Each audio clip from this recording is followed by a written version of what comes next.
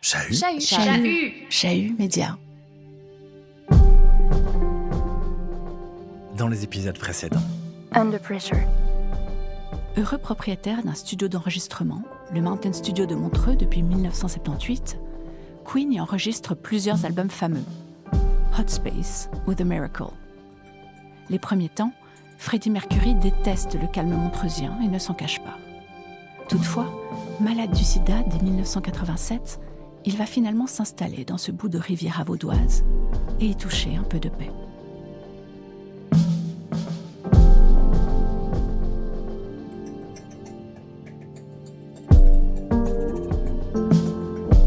C'est le dernier épisode de cette série podcast. Juré, il sera paisible. On y suivra Freddie Mercury dans ces dernières années vécues entre Londres et Territé, alors que s'enregistrait Innuendo et surtout Made in Heaven, album posthume de Queen. Freddie au réveil et dans un magasin de plantes. Freddie en enregistrement au Mountain Studio pour la dernière fois. Freddie raconté par la voix de ses fans hardcore. C'est la perspective de ce 8e volet de Under Pressure. Une création Chahut Média, David Bralambert et Carole Harary. Dernier stop, Freddie Mercury. Ne pense pas à l'avenir, darling.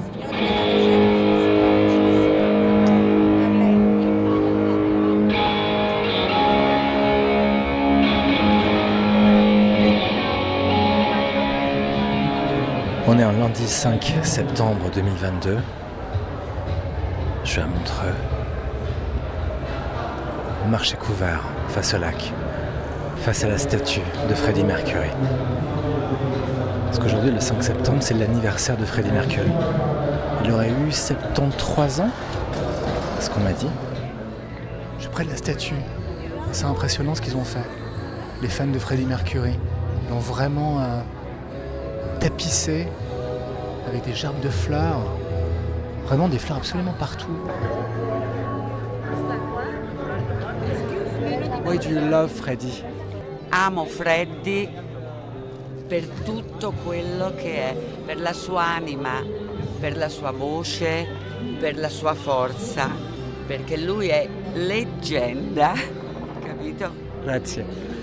Freddie Mercury is the best musician ever born. He just has talent, charisma, and is the greatest performer ever to walk with a stage of anywhere in the world. Where do you come from?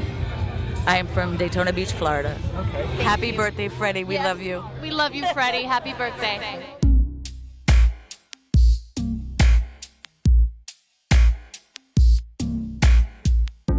C'est Freddie Tour que j'organise depuis 2020. L'idée m'est venue en fait après avoir parlé à tous ces fans qui viennent à Montreux. À savoir que depuis 2019, j'ai repris l'organisation de Montreux Célébration, donc qui s'occupe d'organiser depuis 20 ans l'anniversaire de Freddie Mercury à Montreux. Donc chaque année, premier week-end de septembre, un grand événement est organisé ici à Montreux, donc autour de la statue et sous le marché couvert qui se trouve juste derrière. L'idée, donc, c'était de réunir les fans du monde entier ici à Montreux pour rendre hommage à ce grand chanteur.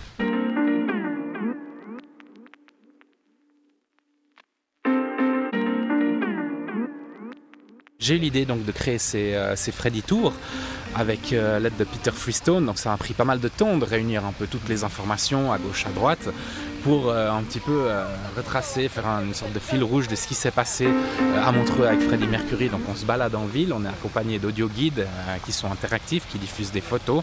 On a plein d'informations donc, sur ce qui s'est passé, pourquoi il est venu là. Ouais, parmi les fans que tu reçois au Freddie Tour, Lucien, il y a des cas plus aigus que d'autres.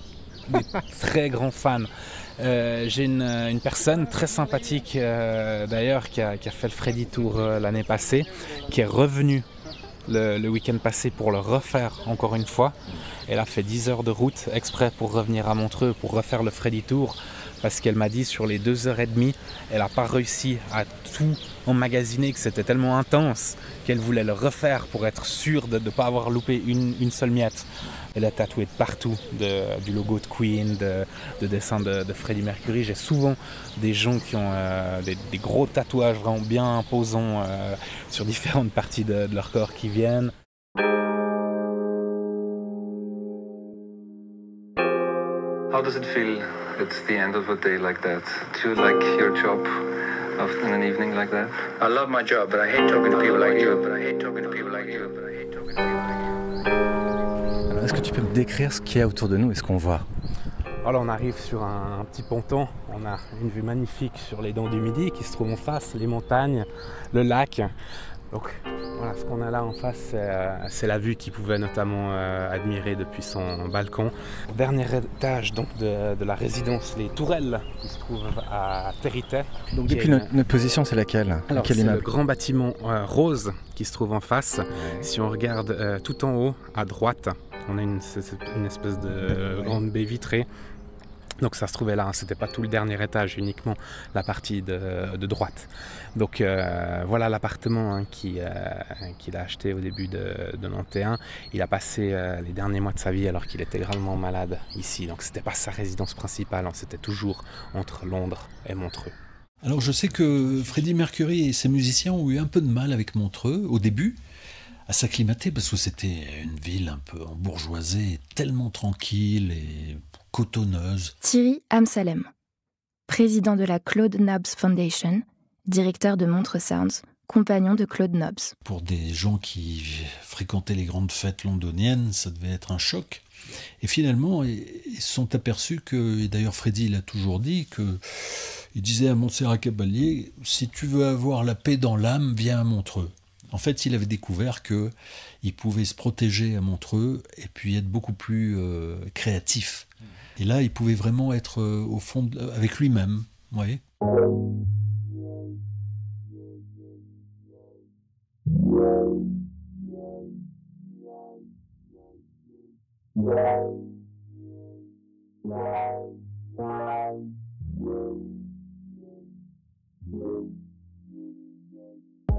As I said at the beginning, there were two quotes. Peter Freestone, assistant personnel de Freddie Mercury. The quote about Freddie and the studio at the bottom of the lake. Comme je l'ai dit au début, il y a une citation clé de Freddie concernant Montreux.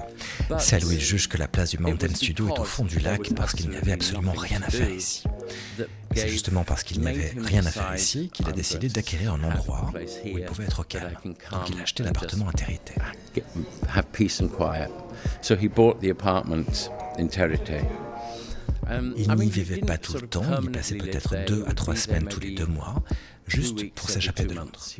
Là, il pouvait se balader le long du lac, donner à manger un canard, et personne jamais ne venait le déranger.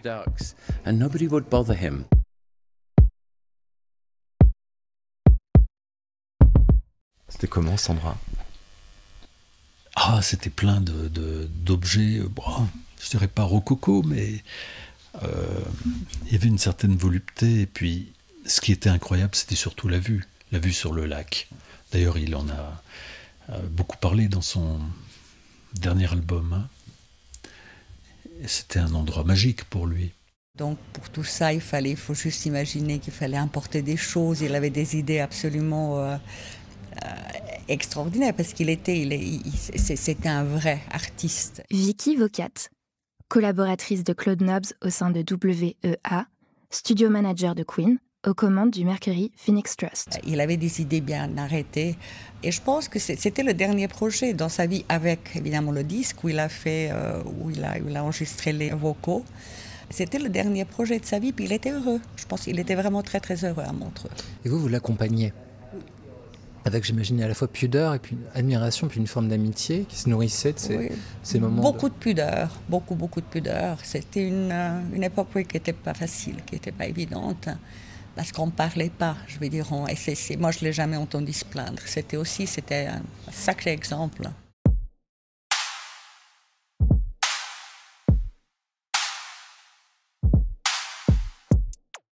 En franchissant les portes du Mountain Studio, il sait ce qu'il a à faire. Il lui faut plus vite parler. Jamais les membres du groupe n'attendent de lui qu'il rende des comptes ou se justifie de quoi que ce soit. Mais il lui appartient de le faire. Son avenir engage le leur. Je crois que vous devez savoir de quoi je souffre, dit Freddie. Autant que je sache, il n'existe aucun remède pour venir à bout de cette maladie. Je ne sais pas combien de temps j'ai encore devant moi, mais je souhaite que nous continuions à avancer et à travailler comme nous l'avons toujours fait. Je ne tiens pas particulièrement à parler de cette maladie durant les mois à venir. J'aurai besoin de vous. Et je vous promets de donner le meilleur de moi-même. Propos rapportés dans l'ouvrage Freddie Mercury de Selim Rauer, édition Fayard, 2008. Alors au début, Freddie avait vraiment son propre entourage. Moi, j'étais beaucoup plus avec Brian, Roger, John, dans la mesure où il était là. Mais Freddie était toujours avec son propre entourage. Il avait ses amis qui souvent il l'amenait de Londres, il avait son propre management, il avait... Vicky, Vocat. Mais voilà, on s'amusait quand même quand il était là. Donc je le connaissais pas aussi bien que les autres, hein, jusqu'à ce qu'il tombe malade. Quand il est tombé malade, alors lui, là, la relation a basculé parce que j'ai un peu lâché tout à la demande du manager Jim Beach, hein, pour m'occuper vraiment de Freddie, de ce qu'il avait lui envie de faire, de faciliter les choses pour lui.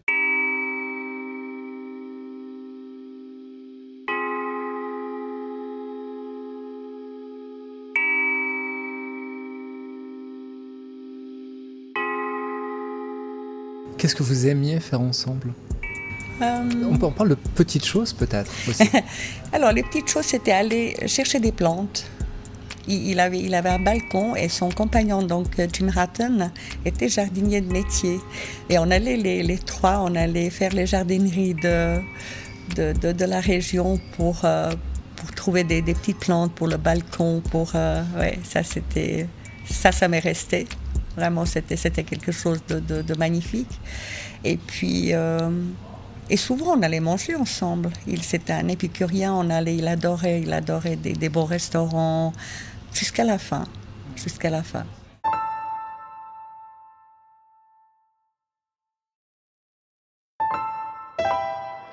a little bit. I think sometimes we used to take it very seriously, and I think it got a bit too serious. And I just thought to myself, we should try and inject some fun into it, so that you don't get too serious and too moody about it. Alors, Freddie Mercury, qui était un vrai gentleman, qui n'était pas du tout dans mon restaurant habillé la même chose que sur scène. Il venait souvent habillé avec un costume cravate bleu, avec une cravate jaune, des souliers toujours vernis. Denis Martin, chef cuisinier, Vevey. Alors, Freddie Mercury, jusqu'à la dernière fois, jusqu'au dernier repas chez nous, il se laissait toujours faire, on lui disait entre 8 et 9 plats différents. Il était toujours avec Roger Taylor, Brian May, ils étaient toujours ensemble. Quand ils enregistraient au Mountain Studio, ils venaient en tout cas 2 fois par semaine. Et Mercury, il avait un côté qui était cool. Moi, je me rappelle une anecdote qui était assez dingue. Une fois, il était venu manger avec Claude Nobs, et puis avec toute l'équipe, Brian May, et Taylor, et puis Queen. Et puis, il avait demandé à Claude s'il pouvait faire un bout à pied.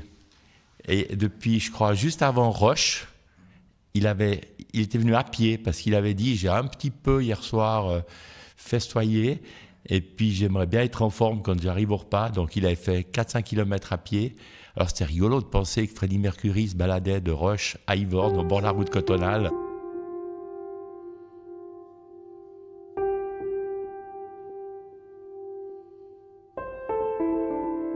J'ai jamais fait tellement de photos avec eux, ça se faisait pas tellement à l'époque. Et puis j'avais jamais demandé d'autographe non plus, on le faisait pas, on avait un certain respect, on ne demandait pas.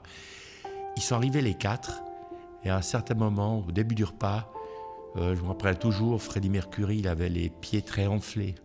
Lui qui était toujours avec des chaussures très vernies, très, très serrées, il était avec des baskets mais sans lacets. Je me rappelle, il était pas bien, quoi. Et puis, Brian May m'a dit, écoute, si tu veux faire une photo éventuellement, c'est maintenant parce que je pense que tu ne le verras plus. Et il n'a pas fait le repas. Il est parti, ils ont commencé à manger, il est parti tout de suite. Le chauffeur l'a ramené à la maison. C'est la dernière fois que je l'ai vu.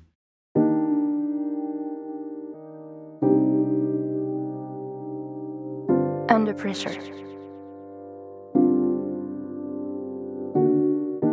It was the music that kept him alive. When he was diagnosed in 1987 in spring, Peter Friston. Nobody C'était la musique qui le maintenait en vie. Quand il a été diagnostiqué au printemps 1987, personne ne savait combien de temps il lui restait à vivre. Ça pouvait être 5 semaines, 5 mois, 5 ans, on ne savait pas. 5 weeks, it could be 5 months, it could be 5 years. Nobody had any idea. But the doctors had put a sort of expectation of 2 years. But Freddie, particularly those 2 years, you have to think. Et les médecins estimaient qu'il en avait pour 2 ans. Durant ces 2 ans, entre 87 et 89, il a fait l'album Barcelona, l'album The Miracle, et il a travaillé à des idées pour l'album Innuendo. Donc, littéralement, c'était la musique qui lui permettait de continuer.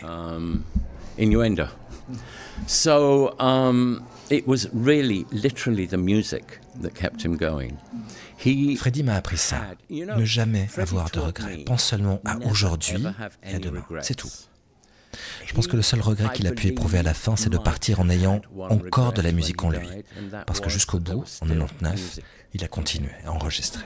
Because he recorded through into 1991.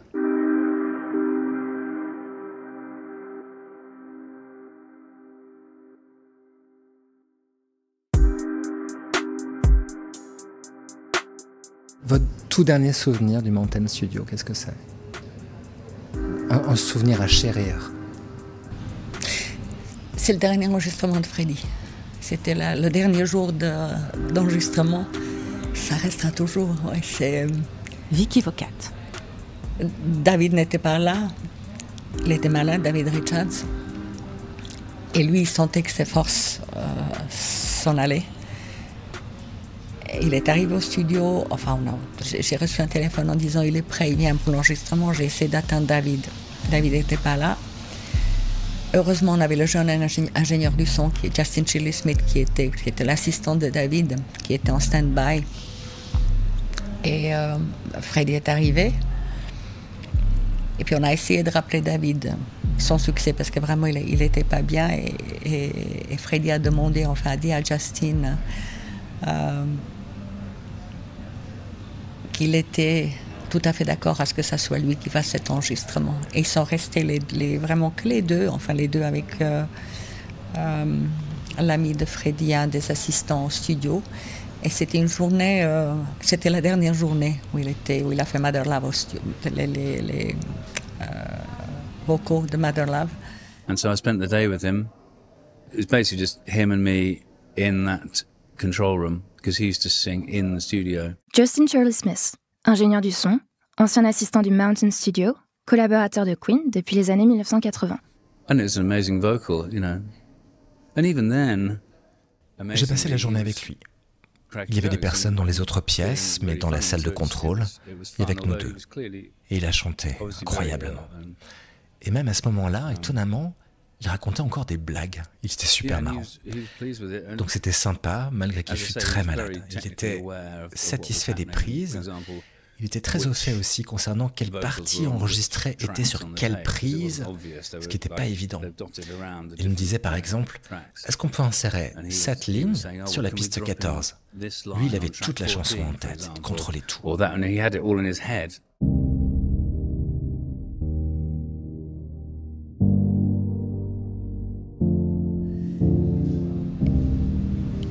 Et en partant, j'étais devant la porte parce que je l'accompagnais. J'ai pas réalisé, mais c'est lui qui a fermé la porte. Il ne fermait jamais les portes derrière lui. Mais cette fois-là, je sais pas. Est-ce que c'était un hasard ou c'est lui qui a fermé la porte du studio et puis il est parti. Et le lendemain, il est parti pour Londres. Donc on avait un avion privé qui attendait parce qu'on savait que la fin était proche et il voulait quand même être en Angleterre. Et je l'ai vu la dernière fois, je l'ai vu quand je l'ai mis dans la limousine pour partir à l'aéroport. Ouais.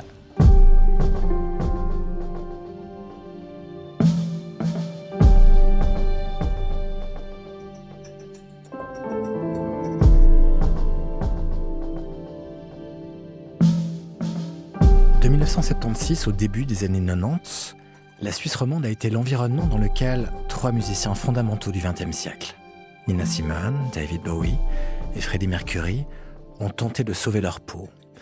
Jusqu'ici, on savait si peu de leur trajectoire en Suisse. À travers cette série documentaire, on aura essayé d'éclairer leur parcours humain, sensible, créatif, au bord du Léman, en proposant un matériel jamais réuni jusqu'à présent et en offrant des histoires intimes, ordinaires, bien remarquables, jamais rapportées avant. On a voulu regarder derrière la star et ébaucher les portraits contrastés, peut-être insoupçonnables, de qui ont été Nina, David, Freddie. En creux, ce programme a voulu aussi rappeler combien la Suisse, cette forteresse européenne assoupie, avait contribué au renouveau personnel et artistique de 3 géants de la pop culture. Nous tenons à remercier chaleureusement toutes celles et tous ceux qui ont accepté de répondre à nos questions et qui nous ont aidés ou conseillés durant ces mois de recherche.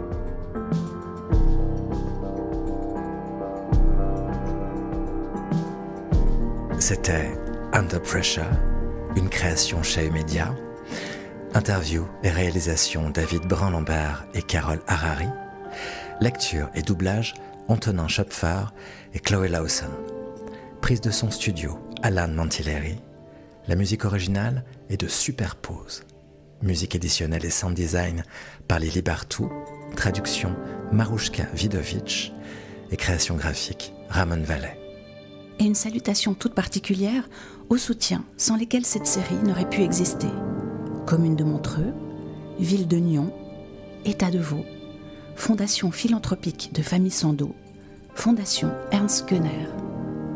Mais aussi, merci à nos partenaires, Le Temps, Montreux Jazz Artist Foundation, la Claude Nobs Foundation, EPFL, Meta Media Center. Vous pouvez retrouver tous les épisodes de Under Pressure sur le site de Chahut Média, chahut.ch, et sur l'ensemble des plateformes de diffusion de podcasts. Si vous avez apprécié cette série, dites-le nous avec des étoiles et surtout, merci de la partager.